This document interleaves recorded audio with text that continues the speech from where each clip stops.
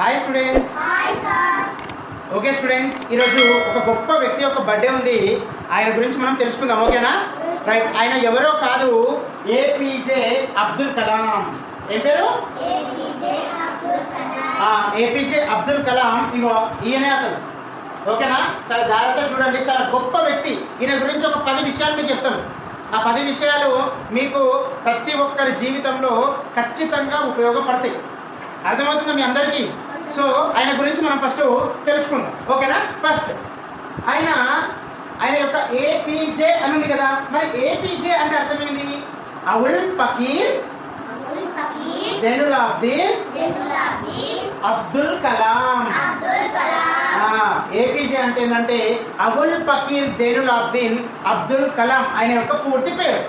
మరి వాళ్ళ తల్లిదండ్రులు ఉంటారు కదా. మరి తల్లి పేరు తండ్రి పేరు మనం తెలుసుకుందామా? రైట్. తండ్రి పేరు ఏం పేరు అంటే జైనులాబ్దీన్. ఏం పేరు? ఆయన ఏం చేసేవాడు తెలుసా బేట? పడవ నడిపించుకునేవాడు. అంటే వాళ్ళు ధనికమైన కుటుంబమా బీద కుటుంబమా? చాలా బీద కుటుంబం. ఏదో పడవ నడుపుతూనే వాళ్ళ యొక్క బతుకు తెరువు అనేది గడుస్తుంది. పడవ నడపకపోతే వాళ్ళ బతుకు తెరువు ఉంటుంది అనమాట. చాలా బీద కుటుంబంలో పుట్టినమాట ఈయన. ఓకేనా? ఈయననే అబ్దుల్ కలాం. రైట్. మరి వాళ్ళ అమ్మ పేరు ఆశమ్మ. ఏం పేరు బేట? ఆశమ్మ. ఓకేనా? రైట్. ఈయన ఎప్పుడు పుట్టింది వాళ్ళంటే మన 1931. ఎప్పుడు బేట? 1931 అక్టోబర్ 15వ తేదీన ఉంటుంది. ఎన్నో తేదీన పుట్టిండు? ఈరోజు అదే రోజు కదా. ఈరోజు అక్టోబర్ 15 కదా. అందుకే మనము అబ్దుల్ కలాం గురించి చెప్పుకుంటున్నాం. ఓకేనా బేట? రైట్. మరి ఈయన ఏం చేసిందని ఇంత ఈయన గురించి చెప్పుకుంటాం, అవునా కదా? ఇప్పుడు నా గురించి కానీ వేరే వాళ్ళ గురించి కానీ మీ అందరి గురించి ఎందుకు చెప్పుకుంటలేము? మరి ఈయన గురించే ఎందుకు చెప్పుకుంటున్నాము అంటే ఈయన ఏదో గొప్ప పని చేసిననేది అర్థం. మీరు కూడా మీ జీవితంలో 10 మందికి హెల్ప్ చేస్తూ మీరు కూడా ఏదైనా ఒక గొప్ప విషయాన్ని సాధించాలి. అర్థమవుతుందా? రైట్. ఈయన మన భారతదేశానికి రాష్ట్రపతిలాగా, ఎందుకంటే రాష్ట్రపతి 11వ రాష్ట్రపతిలాగా వర్క్ చేసిందనమాట. అంటే 11th ప్రెసిడెంట్. ఓకేనా? మరి ఇప్పుడున్న రాష్ట్రపతి పేరు ఏం పేరు? ఇప్పుడున్న రాష్ట్రపతి పేరు ద్రౌపది ముర్ము. ఏం పేరు బేట? ద్రౌపది ముర్ము అనమాట. కానీ అప్పుడు మనకు ఆల్రెడీ రాష్ట్రపతి లాగా పనిచేసింది అనమాట. వర్క్ చేసిండు. ఈయన యొక్క సేవలు మన భారతదేశానికి అందించిండు. ఓకేనా బేట? మరి ఈయన రాష్ట్రపతి చేసిండు అంటే చాలా గ్రేట్ కదా బేట. మరి ఆయన ఏం చేసిండు? ఏం చేస్తే రాష్ట్రపతి అయ్యిండు? అవునా కదా? ఈయన చిన్న ఉన్నప్పుడు, మీ వయసులో ఉన్నప్పుడు, 10 ఏళ్ళ వయసులో ఉన్నప్పుడు ఆయన ఏం చేసింది తెలుసా? న్యూస్ పేపర్లు వేసింది ఇంటింటికి. అప్పుడు టీవీలు అవన్నీ ఏం లేకుండే, ఫోన్లు కూడా ఏముండే, ఇంటింటికి న్యూస్ పేపర్లు వేసింది. అంటే న్యూస్ పేపర్ బాయ్. ఎందుకంటే పేపర్ బాయ్ నుంచి ప్రెసిడెంట్ అయిందనమాట. అంటే గ్రేటా కాదా? ఇప్పుడు ఇంటింటికి పేపర్ వేసిండు అని అంటే పేపర్ వేస్తేనే వాళ్ళ యొక్క జీవనం అనేది గడుస్తుంది. అలాంటి పేపర్ బాయ్ నుంచి భారతదేశానికే, మన టోటల్ ఇండియాకే నెంబర్ 1 ప్లేస్కి వెళ్ళిండు అని అంటే ఆయన ఎంత గొప్ప వ్యక్తి బేట. అవునా కదా? అందుకే పేపర్ బాయ్ టు ప్రెసిడెంట్ వెళ్ళిన వ్యక్తి ఎవరు? ఏపీజే అబ్దుల్ కలాం. అర్థమవుతుందా? రైట్. మరి ఇంకోటి, ఈ ఏపీజే అబ్దుల్ కలాం ఉన్నాడు కదా బేట. ఈయన వాళ్ళ ఇంట్లో 5వ సంతానంగా పుట్టిండు. ఎన్నో సంతానం? 5. అంటే ఈయన కన్నా 4 ముందున్నారు. ఈయన 5వ వ్యక్తి. ఓకేనా? రైట్. నెక్స్ట్ అబ్దుల్ కలాం కూడా చిన్న ఉన్నప్పుడు, అంటే వీళ్ళు ముస్లిమ్స్ కదా బేట. అబ్దుల్ కలాం అంటే ముస్లిమ్స్. ఆ ముస్లిమ్స్ని, హిందూస్ని ఒక దగ్గర కూర్చోబెట్టి చదవనిచ్చేవాళ్ళు కాదనమాట. అప్పుడు కొంచెం నువ్వు ఇక్కడ కూర్చుంటావా, కొంచెం లాస్ట్ బెంచ్కి వెళ్ళి కూర్చో అని చెప్పేసి వాళ్ళ టీచర్ చెప్పింది అనమాట. చెప్తే అప్పుడు లాస్ట్ బెంచ్లో కూర్చున్నాడు. కూర్చున్న తర్వాత ఆ లాస్ట్ బెంచ్లో కూర్చోవడం వల్ల తనకు ఈ ప్రపంచం అంటే ఏందో తెలిసింది. అర్థమవుతుందా? అంటే లాస్ట్ బెంచ్లో కూర్చున్న వాళ్ళు కూడా గొప్ప గొప్ప వ్యక్తులు అవుతారు అని చెప్పేసి ఎవరు నిరూపించారు? మన అబ్దుల్ కలాం నిరూపించింది అన్నమాట. అయితే అబ్దుల్ కలాంకి కూడా బాగా చదువుకోవాలని కోరిక కదా బేట. వాళ్ళ టీచర్ ఏం పేరు అంటే శ్రీనివాస అయ్యర్. ఏం పేరు బేట? ఈ శ్రీనివాస అయ్యర్ అనే టీచర్ ఏం చేసిండారంటే ఒకరోజు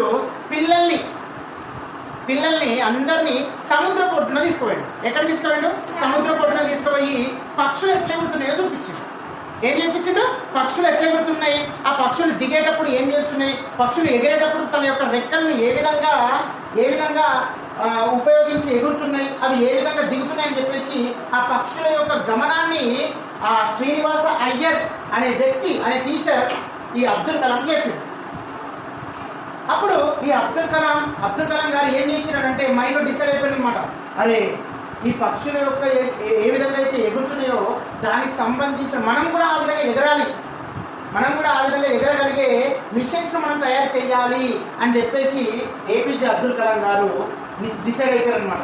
మీరు యొక్క చిన్న ఉన్నప్పుడే, అంటే దీని అర్థమైంది మీరు కూడా మీ చిన్న దశలోనే మీరు కూడా గొప్ప వాళ్ళు అవ్వడానికి మీరు కూడా ఒక సంకల్పం అనేది సిద్ధం చేసుకోవాలి. అర్థమవుతుందా? ఈ శ్రీనివాస అయ్యర్ అనే వ్యక్తి అనే టీచర్ అబ్దుల్ కలాంకి పక్షులు ఏ విధంగా ఎగురుతున్నాయో వాటి యొక్క గమనాన్ని తెలపడానికి సముద్ర పొడ్డున దగ్గర తీసుకుపోయాడు. అవును బిడ్డ, మరి సముద్ర పొడ్డున అని చెప్పేసి అన్నాం కదా, మరి సముద్ర పొడ్డున అన్నప్పుడు మరి ఏపీజే అబ్దుల్ కలాం గారు ఎక్కడ పుట్టినా మనకు తెలియదా? ఏపీజే అబ్దుల్ కలాం గారు ఎక్కడ పుట్టి తెలుసా బిడ్డ? ఇప్పుడు ఫర్ ఎగ్జాంపుల్ ఇది భారతదేశం అనుకుందాం బిడ్డ, ఇది భారతదేశం అనుకుందాం.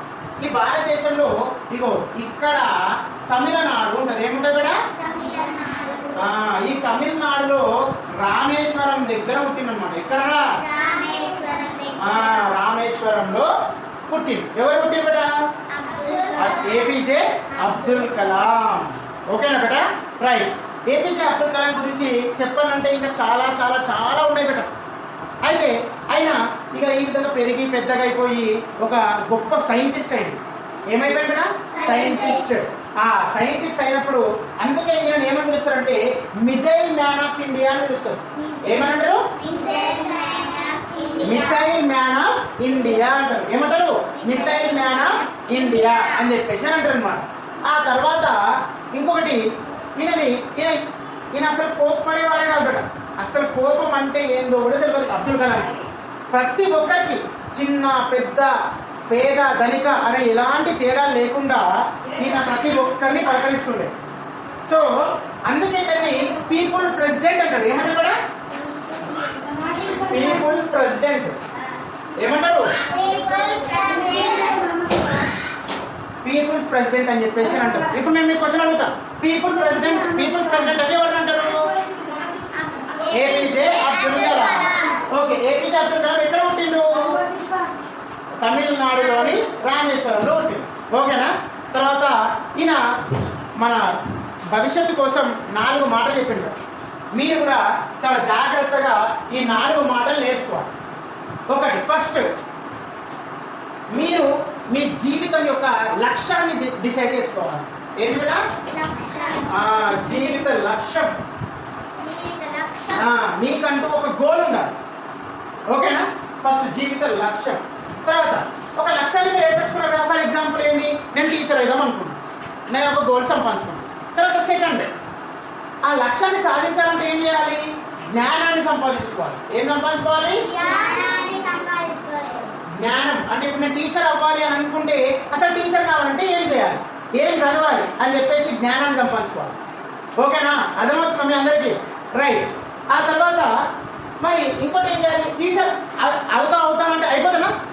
కాదు కదా. ఇప్పుడు ఏం చేయాలి? హార్డ్ వర్క్ చేయాలి. ఏం చేయాలి? కష్టపడాలి. అంటే ఈ లక్ష్యం సాధించాలంటే ఏం చేయాలి? కష్టపడాలి. ఏం చేయాలి? కష్టపడాలి. ఆ తర్వాత ఎలాంటి పరిస్థితుల్లో కూడా ఓటమిని ఒప్పుకోవద్దు. ఓటమిని ఒప్పుకోవద్దు.